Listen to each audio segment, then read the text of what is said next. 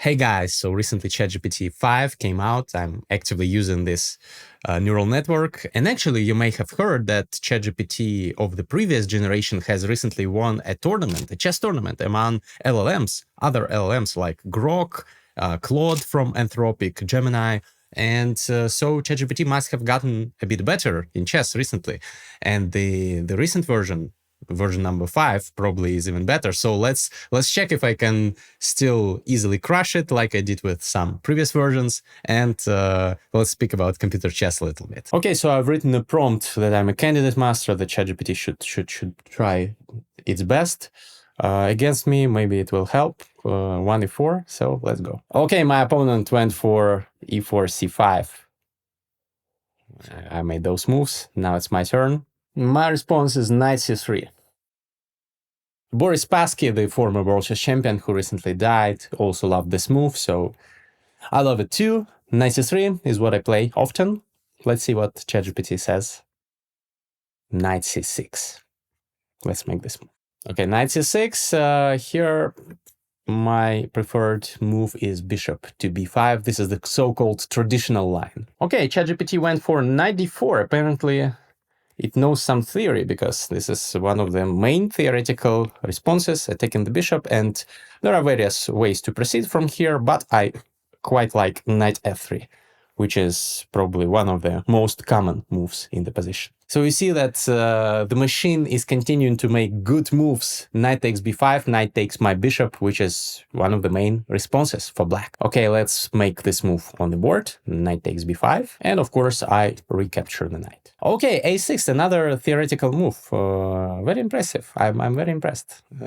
So far, ChatGPT5 is playing much stronger than ChatGPT4, for example. Okay, a6, and I move back knight c3, a very logical move. Very interesting. d5. Seems like I've praised ChatGPT too much. Now it started going crazy a little bit. Very strange move, d5. I can capture with the knight, I can capture with the pawn. Both look very good for me. I'm just up a pawn with a great position. Okay, I'll capture with the knight. Now it's very interesting whether ChatGPT will collapse very fast after this mistake, or it will again start playing like a beast. We will see. Also, another peculiar thing about ChatGPT is the fact that it, as well as other LLMs, neural networks based on text input, it hallucinates sometimes. It hallucinates and it makes illegal moves sometimes. So let's see if there are any in this particular game. Okay, we have the move from ChatGPT. It's e6, kicking back the knight. So looks kind of logical. Okay, so the knight is attacked. So of course I have to move back to c3 or e3. I don't think that I can sacrifice it effectively. Okay, knight f4 looks very, very interesting and active. I think I'll make that move.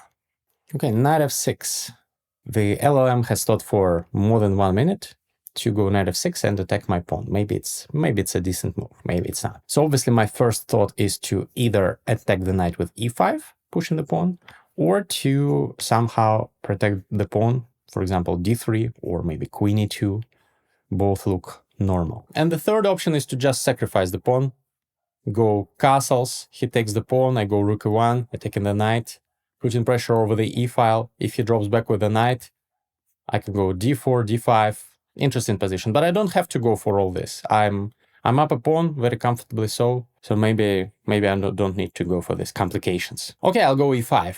I have in mind the following variation. If he goes knight d5, I go knight h5. And if g6, then c4. And if, for example, knight b4, then knight f6 check with devastating effects. So after e5, knight d5, knight h5, g6, c4, probably the knight cannot retreat, because then I'll jump in with my knight to f6. So they have to take, but I'll take their knight, and there will be a mess on the board, but black skin will still be in the center, and maybe I should go for this. Okay, I'll go e5. It's an interesting line. Let's try it. Okay, the engine went knight d5. That's what I expected, and I go knight h5. Knight d5, knight h5. That's the position. Very peculiar. but my knight is putting pressure on g7. And if black ever goes g6, I'll go c4, and that knight has to stay glued to that square. And if they take, they have a damaged pawn structure, and I will be able to attack ChatGPT. So I'm thinking here, maybe g6 is the best move here for black. And after c4, takes, black can take either with the pawn or with the queen, and black has regained the pawn at the cost of spoiling the pawn structure on the king side and safety of the king. And is it really worth going for? For me, well, it's risky, it's aggressive. I'm no longer up a pawn after this. Maybe objectively it's not the best, but I want to try and crush ChatGPT. I want to attack, so let's risk it. Okay, now currently ChatGPT5 is thinking of going queen g5. Queen g5! It went queen g5 after 2 minutes of thought. Okay, queen g5. Queen g5 is so horrible. I'll just take the queen. Well, let's be kind to ChatGPT. Let's ask the neural network to reconsider and to make another move, because otherwise it will not be exciting. Okay, I see that it's analyzing move queen g5 again. Why are you doing this? I've just told you that it's a blunder. I'll just take the queen with my knight, and it says analyzing move queen g5. What is there to analyze? You know, this shows that ChatGPT, just like other LLM neural networks, is not designed for chess specifically. It's designed to give answers to humans to some complex or not so complex questions. But it's not Stockfish and it's not Leela. Hooray, g6! It made a normal move. It made a logical move after having thought for almost 3 minutes. Okay, after g6, I'm going for c4. That's what I intended, even though it's probably not the best move objective. Okay, most likely the engine will take, and then I'll take back. If the engine doesn't take my knight, but rather decides to go with the knight anywhere at all, there'll be a knight f6. And if the engine goes to knight e7, knight f6 will be a smothered checkmate, which is very funny. Actually, that would be so beautiful. Such a beautiful position. So the king will be smothered by its own pieces. Okay, I decided to take the knight, which is definitely the best decision. Okay, so g takes h5 and c takes d5. My knight has died, but it actually made a lot of non-standard moves. So if you look at the game, my knight was the MVP. Knight c3, then knight takes b5, then knight back to c3, then knight takes d5. So the knight took first the knight of black and then the pawn on d5. Then the knight went to f4 and then to h5. So 1, 2, 3, 4, 5, 6 moves out of the first 10 moves made by this knight. Usually it's not good to move your piece twice or thrice or 6 times in the opening, the same piece, but here it was justified because the knight was taking material. Okay, the LLM decided to take with the pawn on d5. Okay, it takes. Now that I look at this position, I'm not enjoying it too much, because if this bishop goes to g4 and black gets time to get active, black has the 2 bishops advantage, but I think I can outwit ChatGPT. I think d4 is a logical move. I want to put my bishop probably here and attack enemy's king. So, okay, d4. Okay, it went bishop g4. Interesting. So bishop g4 is pinning my knight to the queen. It's a good move, I think. The problem is that I cannot go here because they will take and then take my queen. Or they will take here first. And yeah, it's not pleasant. I'm actually losing material here. So I cannot activate my pieces the way I want to. I can go h3, of course, and after takes, it can take this pawn, but I will have some initiative. The king of black will still be in the center. I will be able to take this pawn if I want to. So this looks logical. Okay, so I'll go h3. Okay, bishop takes f3. Very logical move. I don't know why it thought for 5 minutes.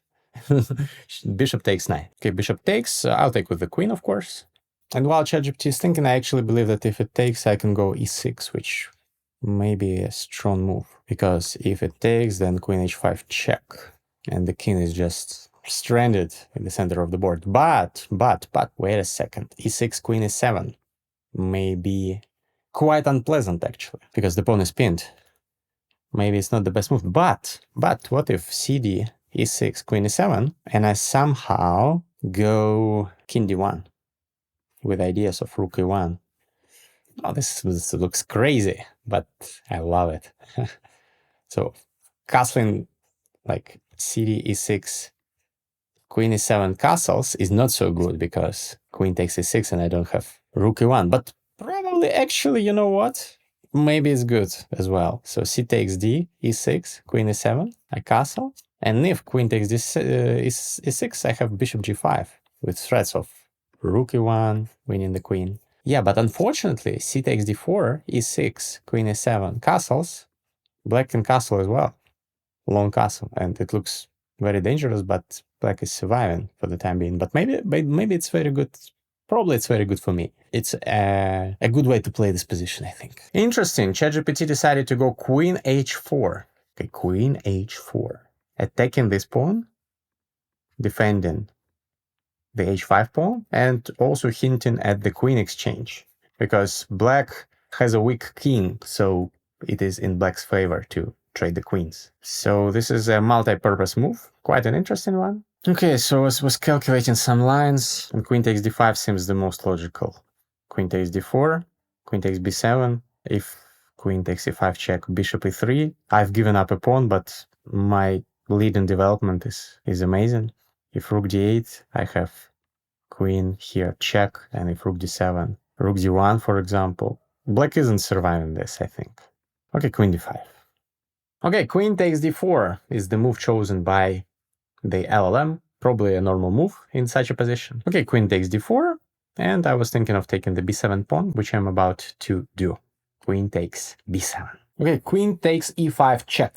It is very tempting to take a pawn with check, so black is doing just that, but probably it's not the best course of action, in my opinion, because I'll just develop the bishop, and now all the files in the center are open, and I doubt it that my opponent will be in time to save the king. But let us see. So of course here I go bishop e3, blocking the file, and the rook is still hanging, and it's not looking good for black. Next I'll probably castle, or like it depends on where black is going. If rook b8, queen c6 check, and the king will not survive this. So probably rook d8 is the way to go.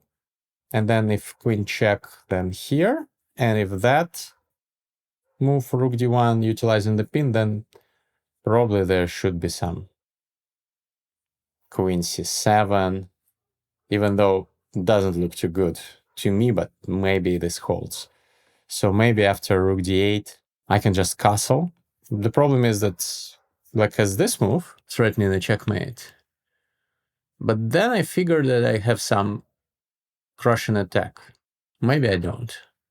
Maybe after rook d8, I have to pin him first, like this. And then let's try the direct approach. Rook d1, putting pressure on d7. Only move, two moves actually, are queen e6 or queen c7. Do they work? So, okay, rook d8, queen c6 check, rook d7, rook d1. There is also bishop d6, right? Maybe this is survivable for black. Maybe there is nothing too crazy about it. Well, let's see what black does, and then I'll decide what I do. It's started going crazy. It now wants to go bishop h6, forgetting about the rook on a8 completely. I'll ask it to reconsider. Okay, I wrote to it that this is a blunder, that its rook on a8 is hanging. Please make another move not to lose it. Let's see if it manages to do that. Okay, it went rook b8, which is not the best move, but at least it's not losing the rook. Because previously it went first bishop h6, and then I asked it to reconsider and to went bishop g7. Both moves are losing the rook. So yeah, rook b8 is much better. Defends a tactically, it says. Funny. So okay, rook b8, taking the queen, but the problem is that now I have queen c6, and I think that it's over very soon because the king has no shelter. I guess that after king e7 castles, there could be some ways to prolong the inevitable, like rook b5, for example, holding on to this pawn. But then I have rook d1, for example, threatening rook d7, queen c8 mate. So yeah, it's not good for black that the bishop and the rook on f8 and h8 are not participating in the game. Black has not managed to finish the development, which is tragic. Okay, my opponent went king d8. Apparently the end is near. King d8, and of course I'm going a rook d1 to harass this king further. That's the move that I'm going to make. Okay, my opponent goes king e7, and now it's a forced mate in rook d7, king e8, rook d6, discover check, king 7, queen d7 in 4 moves. And I'll just try to it that it's made in 4 with the whole variation to not wait 20 more minutes for it to make the 4 only legal moves. So okay, king e7, I have rook d7, king e8, rook d6, discover check, king e7 only move, and queen d7 is checkmate. So let me show this on the board. Check, check, only move is here, and this is checkmate. So these are all only moves for black. So I guess the game is over. I'll write to the ChatGPT this move sequence for it not to think too long on the remaining moves. But still, I think a lot of progress has been made. If we compare this version with ChatGPT 4 or especially 3, this one plays chess much better. Much better. It thinks on moves. The thinking aspect, I think, is the game changer. So it thinks on moves longer, and it mostly avoids blunders and makes logical moves, and even knows some theory, which is remarkable for an LLM that is not trained specifically to play chess. So good job, Sam Altman and and the team. Let's check the game review. How well did we play? So okay, another artificial intelligence. Chess.com's Stockfish has analyzed our games, and it says that my accuracy score is around 80, 84, 85%. And ChatGPT played at a 60% accuracy, which is not too impressive, but not horrible. And also, I should say that my decision to go for craziness with the knight exchange was not good. So the engine seems to confirm this. So this is all normal. This is like a blunder of a pawn, obviously not good. And now knight e3, what I wanted to do is apparently best. Knight f4 is still good. Let me turn on the eval bar now. So yeah, you can now see the evaluation bar. So e5 is okay, knight h5 is okay. And here c4, what I did is a blunder according to the engine. Now black is better after takes. I should have just retreated with the knight to g3. And then, yeah, still similar plans could be enforced here. I could push the h pawn. I could go c4 and then plant my knight somewhere over there. I have an extra pawn and a comfortable advantage. Instead of that, I went for c4. We traded. Here, the best move would be queen d5 when black is better. d4 is what I would have chosen probably. And then going for this and this, but black has its own counterplay and black is a little bit better. But it was a risk I took. My opponent took with a pawn, and now it's close to equal. d4 is best. Bishop g4, now h3 is good, one of the best moves. Takes. And here, queen h4. Yeah, queen h4, I didn't like queen h4. I thought that c takes d4 is better, and the engine agrees, but still white is much better because the king's position is so dangerous for black. Here, queen h4, I took, this is the best. And here, I went bishop e3, which is not spoiling anything. It's still winning for white very, very convincingly. But apparently, king f1 was winning on the spot. Why? If rook d8, bishop f4. Very beautiful. If takes, rook e1 check. And blocks, checkmate. So bishop f4, I would have found it, by the way, definitely if I had this position on the board, but in my mind, I didn't even think of going king f1. King f1 is nice. Instead, I went bishop e3, and then also it was not too hard. But I should note that this is not Stockfish, obviously, and this was not to brag that I'm better than AI. This was just an experiment. I hope you enjoyed this game and my comments. If you want more content like this, please subscribe and write a comment. More AI chess, more chess with AI. Maybe I should challenge some other AI. Drop it in the comment and see you in the next one.